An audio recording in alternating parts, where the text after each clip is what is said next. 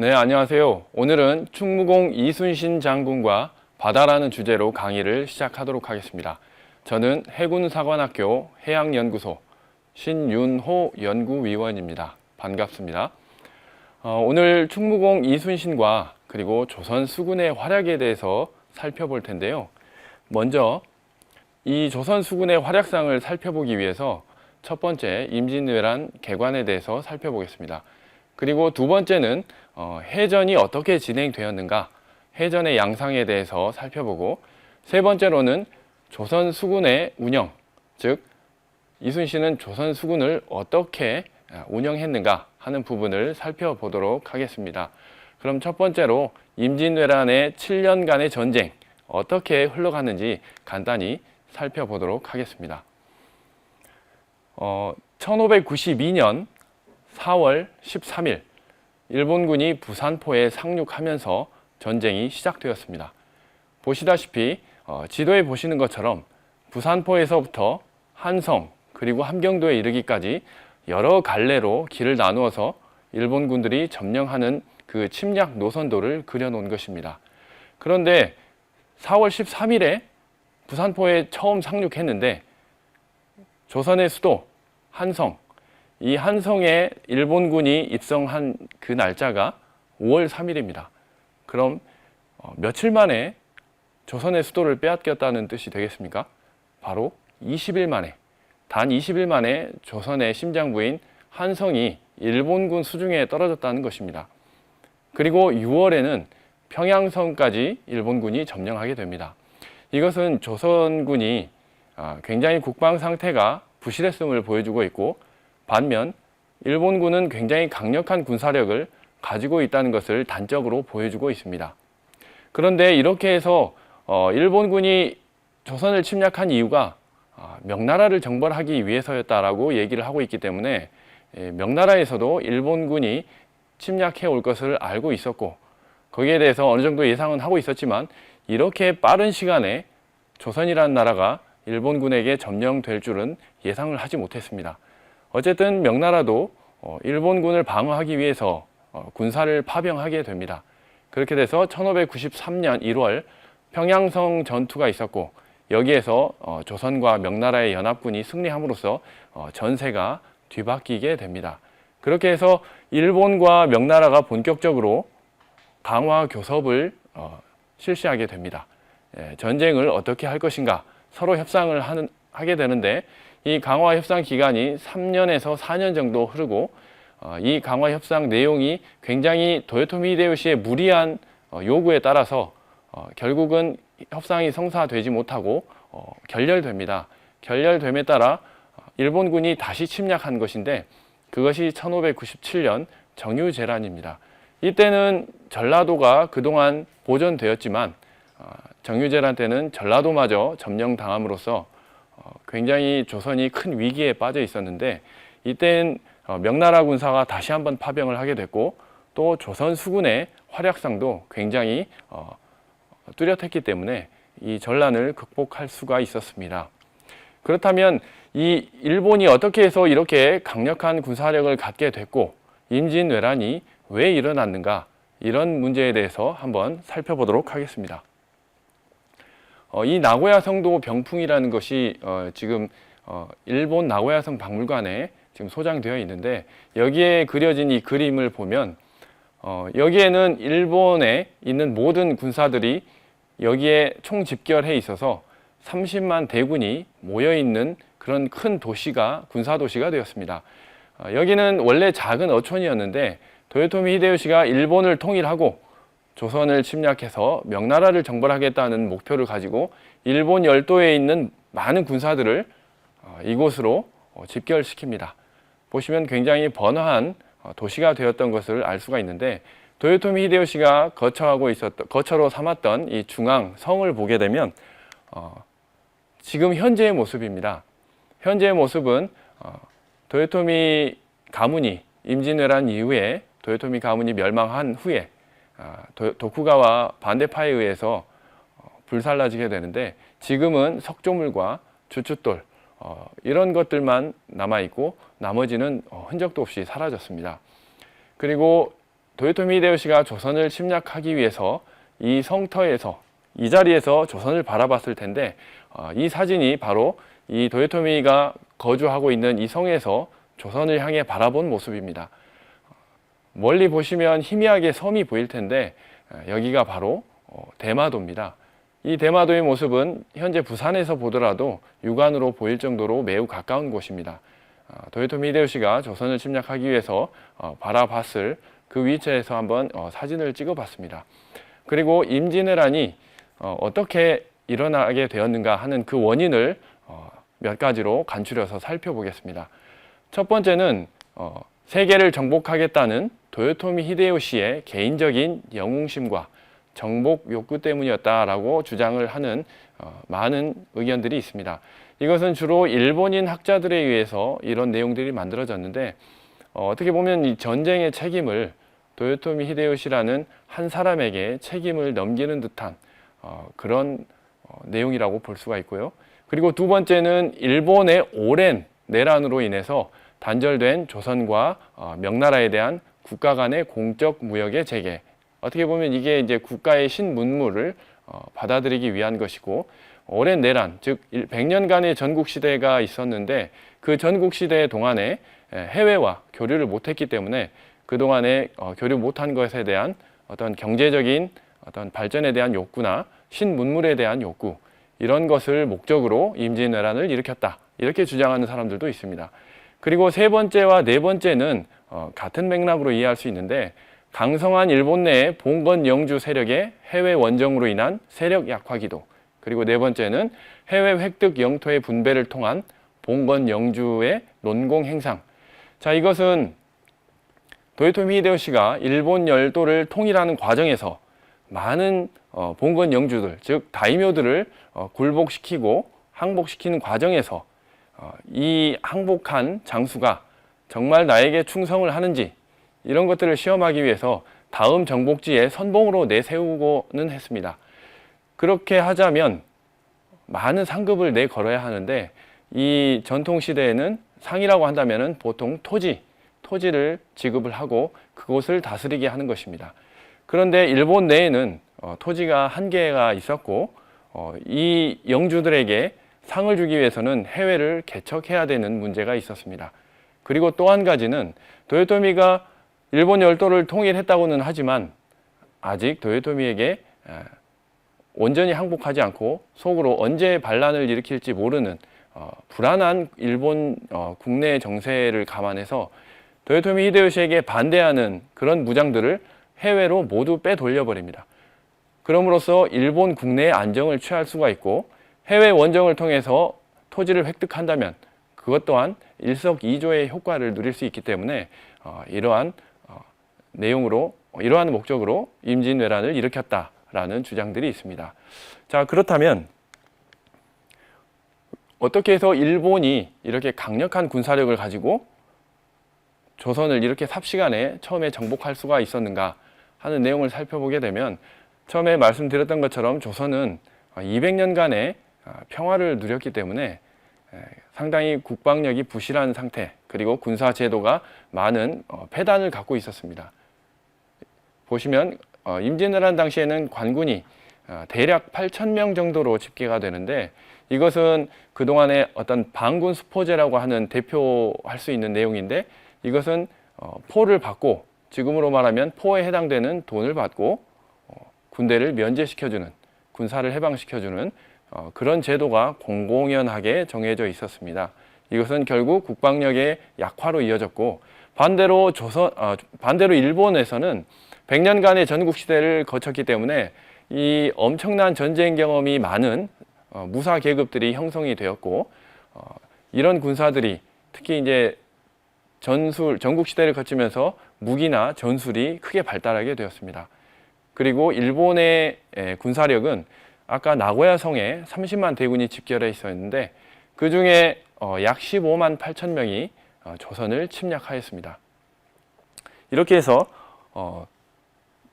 상당히 그 일본과 조선은 매우 반대되는 그런 군사력을 가지고 있었습니다.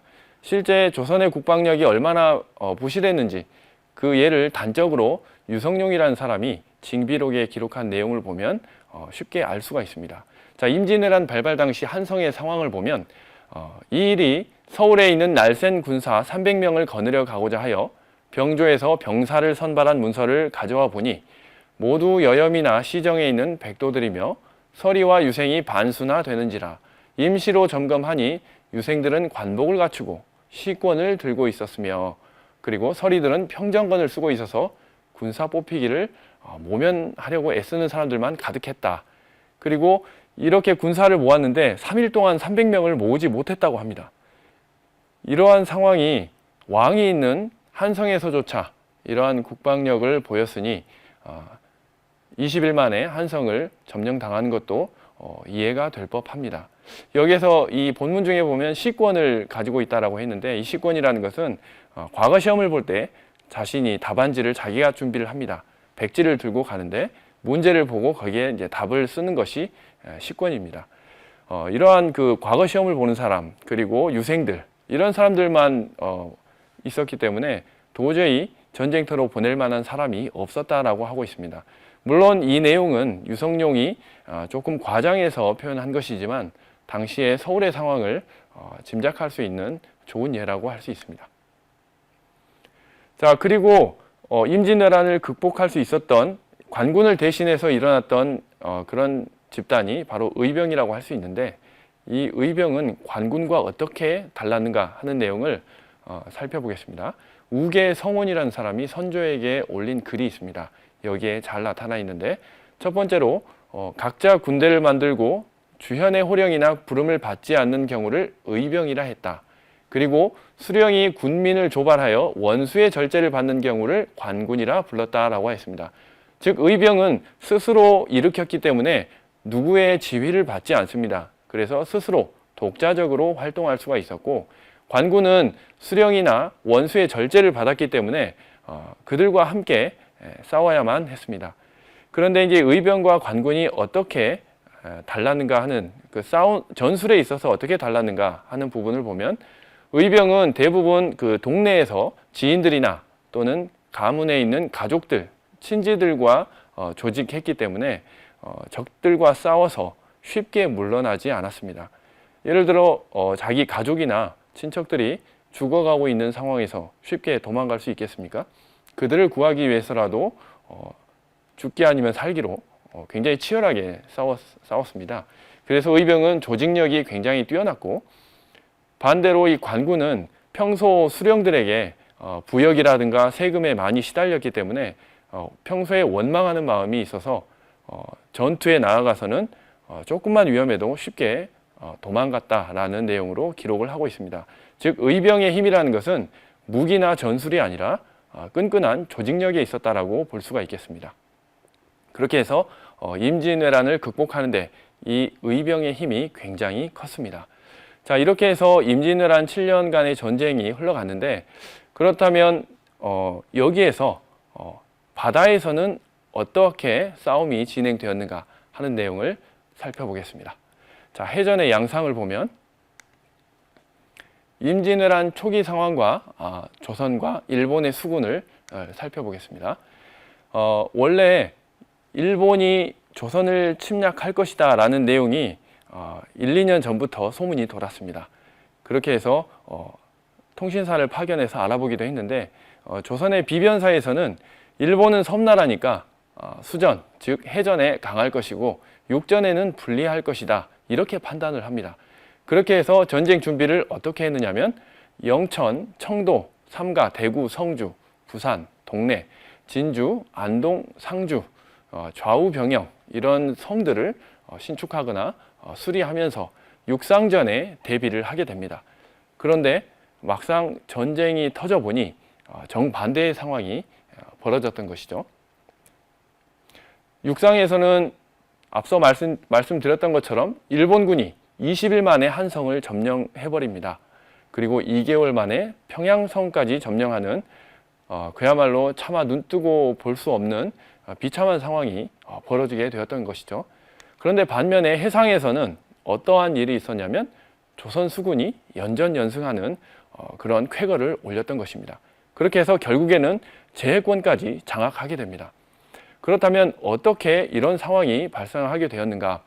자, 해전을 보시게 되면 임진년, 즉 1592년에 4번의 출전하는 동안에 상당히 많은 전과를 올리게 되었습니다. 거의 300여 척 이상의 일본 배들을 격파하였고, 그리고 정유재란기 1597년에서 8년 사이에는 물론 칠천량 해전 때 원균이 통제사가 되면서 여러 가지 복잡한 사정으로 조선 수군이 결국 패배하고 거의 괴멸적인 타격을 입게 됩니다. 그리고 명량 해전과 노량 해전에는 다시 수군이 재건되어서 일본 수군을 격파하는 큰 전과를 올리게 됩니다.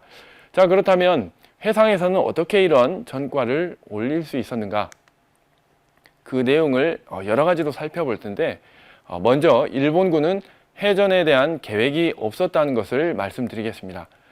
일본은 섬나라니까 당연히 수군이 강할 것이다 라고 했지만 막상 임진왜란 초기에는 일본군은 해전에 대한 의지도 없었고 바다에서 싸우는 방법도 몰랐습니다. 그 내용을 살펴보겠습니다. 원균의 구원 요청, 원래 임진왜란 일본 수군이 쳐들어왔을 때 원균이 처음으로 일본 수군과 싸웠습니다. 그때는 원균이 제대로 이제 수군이 준비가 되지 않아서 적병들을 일본 군선 약 10여 척을 격파한 다음에 워낙 많은 일본군 어떤 세력에 밀려서 결국에는 패퇴하게 되는데, 원균이 이순신에게 구원 요청을 보내게 됩니다. 그런데 구원 요청을 보내고 나서도 거의 한 10며칠 동안을 일본군은 전라도 해역으로 넘어오지 않습니다.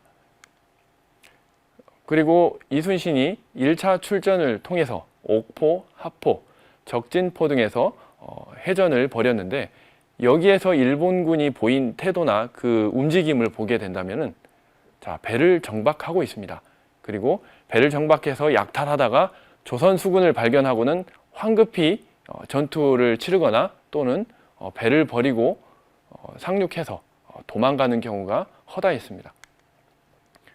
이것은 일본군이 당초 해전에 대한 계획이 없었다는 것을 보여주고 있고, 그 증거로 또 몇 가지를 보게 되면 와키자카의 야스하루는 원래 수군장입니다. 수군장인데 이때 당시 1차, 2차 출전 당시에 일본 수군이 조선 수군에게 계속 피해를 보고 있다는 소식을 듣고 용인에서 부산으로 내려옵니다. 수군장인데 바다에서 싸우지 않고 육상에서 승승장구하고 있었던 것입니다. 그러니까 바다에서 싸울 계획이 처음에 없었다는 것을 보여주고 있고요.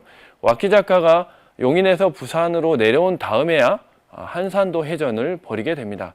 물론 이 한산도 해전에서도 조선 수군이 일방적으로 격파해서 일본 수군이 거의 59척 정도가 격파되고, 그리고 총 1만 명의 수군이었는데 9천 명 정도가 여기에서 수장됩니다. 그리고 도요토미 히데요시가 이제 수군장에게 해전 명령을 내리고 나서야 해전을 제대로 치를 의지를 갖게 되었다는 것을 보았을 때, 일본군은 원래 처음에는 해전에 대한 계획이 없었습니다. 그렇다면 일본 수군이 왜 이런 이러한 전술을 펴게 되었는가, 왜 이렇게 약한 모습을 보이는가 하는 내용을 또 살펴보게 되면, 조선과 일본은 서로 교류가 없었기 때문에 서로에 대해서 잘 모르고 있었습니다. 일본 수군은 등선 백병전을 주요 전술로 사용했는데, 등선 백병전이라는 것은 말 그대로 내 배를 상대의 배에 붙여서 사람이 뛰어넘어가서 육박전을 벌이는 가장 원시적인 싸움 방법이었습니다. 그래서 사실 수군이라기보다는 배를 가지고 있는 배를 탄 육군의 수준이었다고 볼 수가 있겠습니다.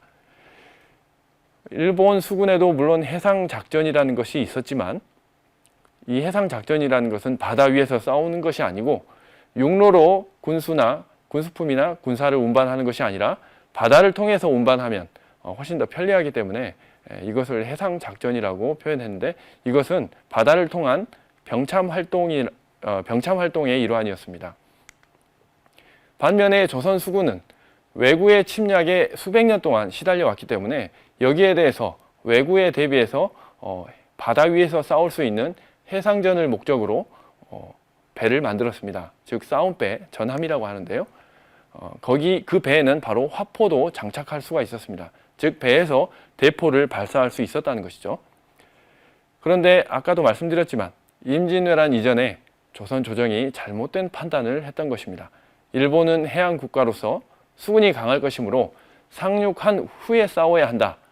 이렇게 해서 심지어는 임진왜란 이전에 조선 수군을 없애려고까지 했던 그런 정황이 있었습니다. 이때 수군을 없애지 않았던 건 정말 다행이라고 할 수가 있겠습니다. 그러면 조선 수군의 강한 면, 즉 어떻게 이렇게 전투력이 강할 수 있는가? 이것을 배 구조에서 한번 살펴보도록 하겠습니다. 조선의 주력 전선인 이 판옥선을 보게 되면 왼쪽에 있는 사진과 같고요. 그리고 안택선은 오른쪽에 있는 사진인데 이 배의 어떤 구조를 좀 더 자세히 살펴보겠습니다. 판옥선은 소나무로 두껍게 만들었습니다. 그리고 안택선은 삼나무로 좀 더 얇게 만들었죠. 그리고 판옥선의 바닥의 구조는 평저선, 즉 U자형인데 바닥이 평평한 것이 특징입니다. 그리고 일본 배는 바닥이 뾰족합니다. 이 뾰족한 배는 물살을 가르고 가기 때문에 속도가 굉장히 빠른 것이 특징이지만 바닥이 평평한 판옥선의 경우는 방향 전환이 자유자재로 이루어진다는 것이 장점입니다. 그리고 조선 수군의 가장 큰 이 판옥선의 가장 큰 장점은 바로 사정거리 1km 이상의 대형 화포를 탑재할 수 있다는 것. 이것을 1km 이상이라고 하면 1km 거리를 두고 먼 거리에서도 공격이 가능하다는 것을 말해주고 있습니다. 반면에 일본 수군의 경우에는 배 위에서도 이 조총을 사용하게 되는데, 물론 활과 화살도 사용하지만 이 조총은 배 위에서, 흔들리는 배 위에서 쉽게 조준할 수가 없고, 그리고 유효 사거리도 약 100m에서 200m 정도밖에 안 되기 때문에 먼 거리에서 공격할 수 있는 이 조선 수군에 근접하기 전에 먼저 공격을 당한다는 점입니다. 이러한 점이 바로 조선 수군이 일본 수군을 압도할 수 있는 굉장히 중요한 포인트라고 볼 수가 있겠습니다. 자, 이렇게 해서 이순신이 1차 출전, 즉 옥포, 하포, 적진포 전투를 치르고 나서 일본 수군에 대해서 이제 파악을 하게 됩니다. 일본 수군과 싸워보니 자신감이 생겼던 것입니다. 그래서 이순신이 왕에게 올린 장계를 보게 되면 신의 어리석은 생각으로는 적을 막는 방책에 있어서 수군이 작전을 하지 않고 오직 육전에서 성을 지키는 방비에만 전력하였기 때문에 나라의 수백 년 기업이 하루아침에 적의 소굴로 번지게 된 것이니 여기에서 이제 목이 메어 말이 나오지 않는다라고 하고 있는데, 이건 한번 일본 수군과 해전을 치른 이후에 자신감이 생겼고 얼마든지 이길 수 있다라는 것을 확인하게 되었습니다. 이렇게 해서 앞으로 수군을 더 강화해야 한다는 것을 왕에게 강력하게 어필한 것입니다. 그리고 서양 신부 루이스 프로이스의 기록인데요. 제3자의 입장에서 바라본 이 수군, 꼬라이인들은 바다에 관한 한, 즉 조선인들은 바다에 관한 한 일본인보다 더 훌륭한 장비와 재능을 가졌다. 일본인들을 공격하여 큰 피해를 입혔고 일본 병사들의 상당수가 바다로 뛰어들었다. 이 해전에서 코라이는 70척의 일본 함대를 수중에 넣었고 대부분의 일본인을 죽였으며 서양 제3자의 입장에서 보더라도 조선의 수군이 일본 수군을 압도하고 있는 그런 분위기를 살필 수가 있습니다. 자, 그렇다면 여기에서 조선 수군의 운영을 살펴보겠습니다. 이순신은 이러한 수군을 어떻게 운영을 했을까? 이런 배의 특징, 그리고 아무리 배가 뛰어나다고 해도 이 배를 운용할 수 있는 수군이 필요합니다. 그리고 군량이 필요하죠. 여러 가지 많은 제도적인 뒷받침이 되어야 하는데 이러한 것들을 이순신은 어떻게 대비하고 진행시켰을까 하는 부분을 살펴볼 텐데요. 이순신의 전쟁 대비 내용을 보게 되면 전쟁 이전에, 그러니까 이순신이 전라좌수사로 부임한 게 1591년 2월이었습니다. 즉 1년 2개월간의 준비 기간이 있었습니다. 이 기간 동안에 무엇을 했느냐면 각 수군진, 자기 전라좌수군 휘하에 있는 각 수군진의 성곽을 보수하고 그리고 무기와 군사 등을 점검했습니다. 아까 말씀드렸던 것처럼 반군 수포제 등으로 인해서 조선의 군사 제도가 굉장히 허점이 많았습니다. 폐단이 많았기 때문에 실제 서류상으로는 군사들이 있지만 막상 가보면 실제 군사가 없는 서류상으로만 존재하는 그런 군대였기 때문에 이순신은 이 작업을 한 것입니다. 실제 서류대로 원칙대로 군사들을 채우고 원칙대로 무기들이 무기고에 있어야만 해야 한다. 그런 원칙들을 고수하면서 담당 군관들을 처벌하고 반드시 채우도록 조치하는 그런 일들을 1년 이상을 준비를 했던 것입니다. 아무리 뛰어난 무기가 있어도 준비가 되지 않으면 절대 싸울 수가 없기 때문이죠. 그리고 두 번째는 전선이나 거북선을 건조했습니다. 많은 판옥선을 가능하면 가장 많이 짓도록 하였고, 그리고 거북선을 개발을 했죠. 거북선의 구조에 대해서 살펴보게 되면 이것은 이순신의 조카 이분이라는 사람이 기록한 이 행록에 나와 있는 내용인데, 크기는 판옥선만 하다라고 했는데 이것은 기본적인 배 구조가 판옥선과 같다는 것을 의미하고 있고, 판자로 덮었다는 것은 판옥선 위에다가 덮개를 씌워서 일본군의 어떤 등선 백병전, 적군들이 뛰어넘어오지 못하도록 방어 시설을 만들었다는 것입니다. 그리고 그 위에는 일본군들이 뛰어들었을 때 공격용으로 송곳이나 칼을 등에다가 설치했다라고 하고 있습니다. 그리고 용의 머리를 만들었고 그 용의 입은 총구멍이 되어서 총통을 발사할 수가 있었고요. 거북의 꼬리에도 총통 구멍이 있었고 좌우에도 총구멍이 있어서 사방으로 총통을 발사할 수 있는 그런 굉장히 강력한 선박을 만들었습니다. 자, 이 거북선의 그림인데 이것은 조선 후기 충무공 전서에 그려진 것입니다. 오른쪽에 있는 거북선이 통제형 거북선이라고 해서 이것이 임진왜란 당시의 거북선과 유사하다라고 기록이 되어 있고, 왼쪽에는 전라좌수형, 이때 당시 전라좌수형 거북선, 이것은 이제 용머리가 위로 솟아 올라와 있는 모양인데요. 이것은 조선 후기로 가면서 변형된 모습입니다. 이렇게 두 가지를 모두 충무공 전서에 수록해 놓았습니다. 자, 과연 일본인들은 거북선을 어떻게 묘사하고 있는가 하는 것을 살펴볼 텐데, 회본태압기라는 책이 있습니다. 이것은 도요토미 히데요시의 일대기를 그린 글과 그림으로 구성된 책인데, 이것은 일본에서 18세기에 상당히 유행했던 서적입니다. 여기에도 거북선이 묘사가 되어 있는데 그들이 직접 보고 그린 것이 아닌데요. 왜냐하면 이것은 약 150년 정도 지난 후에 이 책이 만들어졌는데, 이때 당시 거북선의 모습을 보시게 되면 마치 진짜 철갑선처럼 묘사를 하고 있습니다. 그리고 철갑선 아래쪽에 보면 일본의 배가 굉장히 작게 묘사가 되어 있는데, 이렇게 묘사한 이유를 생각을 해보면 일본군은 조선 수군을 제대로 이기지 못하고 항상 거의 패하기만 했기 때문에 자신들의 패배를 합리화시키기 위해서 거북선의 모습을 저렇게 웅장하고 상당히 많은 거북선을 저렇게 만들어 놨죠. 자신들의 패배를 정당화하고 합리화시키기 위해서 거북선을 조금 더 과장되게 그린 것으로 보입니다. 자, 그렇다면 이순신이 수군 전력을 강화하기 위해서 무엇을 했는가?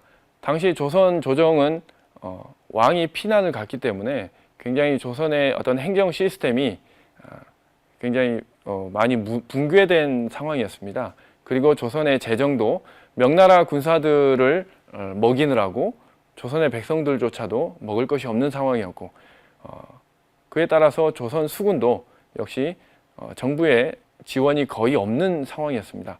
자, 이런 상황에서 조선 수군을 어떻게 운영을 했을까라는 것을 한번 살펴보겠습니다. 수군은 연해 지역 출신들로만 징발하도록 했습니다.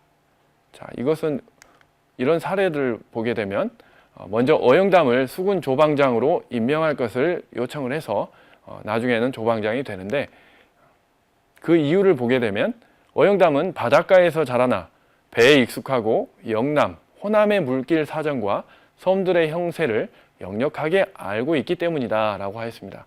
자, 이러한 바다에서의 능력은 어영담을 따를 자가 없다라고 할 정도였습니다. 그리고 배경남, 이 배경남은 강진 사람인데 원래 부산진 임진왜란 초기에 부산진 첨사로 부임받고 부산진으로 가던 도중에 전쟁이 터져서 부임하지 못하고 나중엔 전쟁 중에 부상을 입어서 자기의 고향인 강진으로 와 있었는데 나중에는 자신이 수군에서 활동하겠다고 이순신에게 의사를 물어왔습니다. 그래서 배경남을 군관으로 발탁하는데 그 이유도 연해안인 강진고을에서 생장한 사람으로 배를 다룰 수가 있기 때문입니다 라고 이렇게 요청을 하게 돼서 또 요직에 앉혀서 함께 조선 수군을 운용하게 됩니다. 자, 그렇다면 수군 내에도 의병이 있었습니다. 아까 처음에 관군을 대신해서 일어난 게 의병이라고 했는데 수군에도 역시 의병이 존재했습니다. 첫 번째로 창원정씨 일가를 보게 되면 정철, 정린, 정춘, 정태수 이렇게 네 형제가 이순신 휘하에서 활동을 하게 되고 특히 이순신의 어머니를 전라좌수영 가까이 있는 여수 웅천동으로 모시게 되는데 그 웅천동에서 이순신 어머니가 살 수 있는 거처를 제공한 것이 바로 창원정씨 일가입니다. 이들은 한 마을 자체를 이순신의 어머니와 그 가족들이 살 수 있도록 제공해주고 그들 자신들은 이순신 휘하에서 그림자처럼 따라다니면서 활동을 했던 것입니다.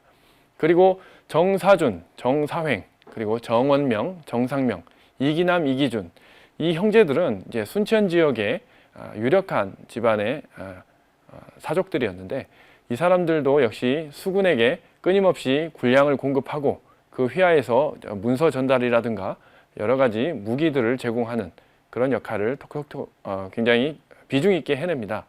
그리고 고흥 지역에 있는 4대 성씨가 있는데 여산송씨, 남양송씨, 고령신씨, 고흥유씨 이 네 성씨를 중심으로 해서 또 수군에 끊임없는 또 지원을 아끼지 않습니다.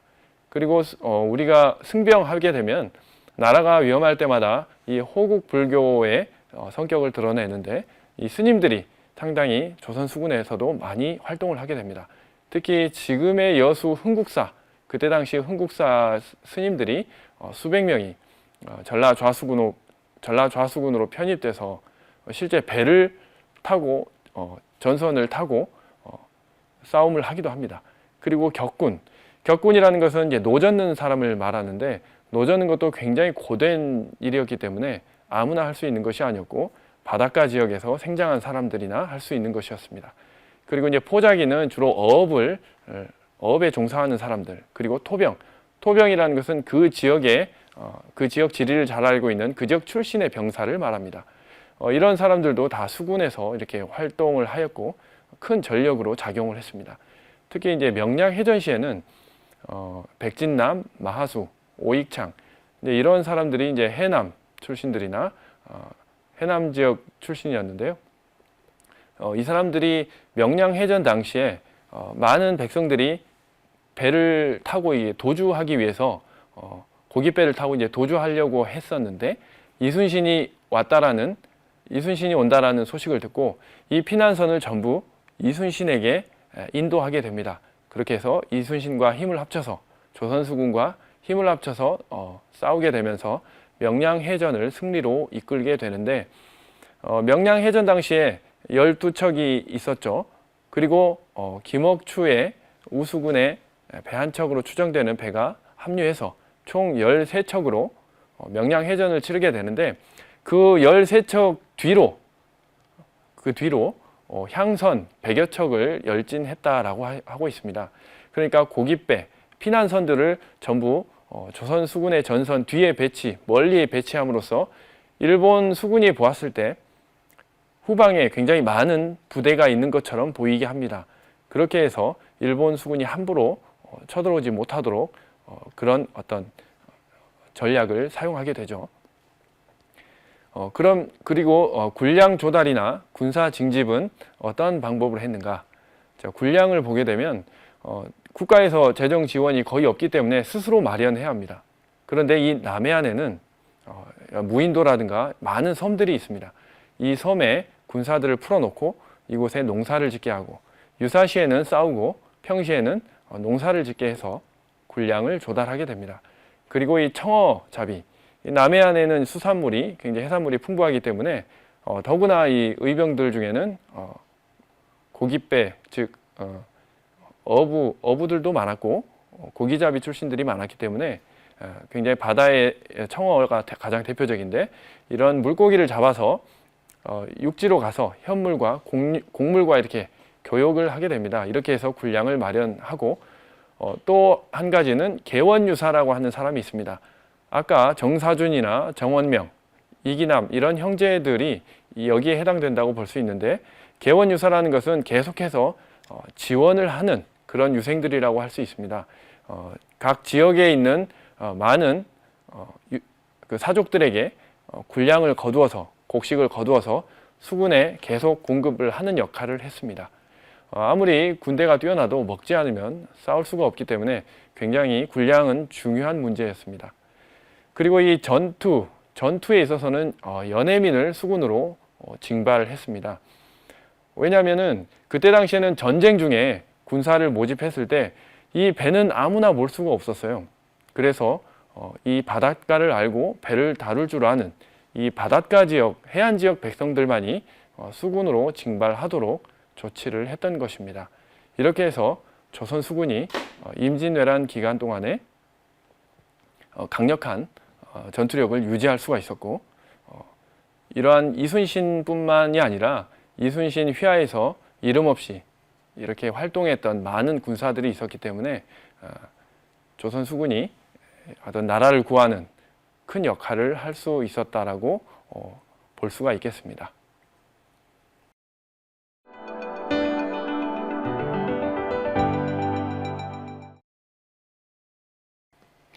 첫 번째는 임진왜란 전에는 조선과 일본의 교류가 없었나요? 라는 질문인데요. 강의 중에 나오긴 했지만 임진왜란 이전에 일본은 100년간의 전국시대, 즉 내란이 있었습니다. 그래서 일본을 대표할 만한 집단이 있을 수가 없었고, 그렇게 해서 일본은 오랫동안 조선과 교류를 하지 못했습니다. 임진왜란 당시에 실제로 일본이 조선을 가리켜 고려라고 부르기도 했었습니다. 네, 다음으로 조선 수군이 일본 수군에 비해 전투력이 강했다고 하는데 왜구는 해전에 강하지 않나요? 라는 질문입니다. 왜구, 즉 일본에도 해적 집단이 있었는데요. 이 왜구의 목적은 약탈입니다. 약탈을 위해서는 빠르게 상륙해서 소기의 목적을 달성하고 약탈을 끝낸 다음에 빠르게 도주하는 것이 목적이기 때문에 바다 위에서 싸우는 것을 목적으로 하지 않았습니다. 그런데 반대로 조선 수군은 일본 수군이 상륙하기 전에 바다에서 미리 막아야만 했습니다. 그래서 바다 위에서 싸울 수 있는 튼튼한 배를 만들게 되었는데 그것이 바로 판옥선이었습니다. 이 판옥선은 일본 배에 비해서 훨씬 전투력이 강했던 것은 강의 중에 말씀드렸습니다. 자, 그리고 세 번째는 해안 지역 백성들은 모두 수군으로 복역하는 건가요? 라는 질문인데요. 사실 수군은 그때 당시 이제 군역이 수군이 있었고 이제 육군에서도 복역을 했는데, 이 수군은 배를 타고 바다 위에서 수개월 동안 근무를 해야 되기 때문에 굉장히 고되고 힘들고 또 질병에 많이 걸리는 그런 군역이었습니다. 그래서 모두가 싫어하고 기피하는 그런 군역이 바로 수군이었지만, 임진왜란 당시에는 이순신이 특별 조치로 이런 해안 지역 백성들을 수군으로 복무하도록 그렇게 왕에게 건의를 했고 그렇게 조치를 했던 것입니다. 왜냐하면 수군은 특별한 훈련을 하지 않아도 곧바로 수군으로서 활동이 가능했기 때문입니다. 네, 이상 경청해 주셔서 감사합니다.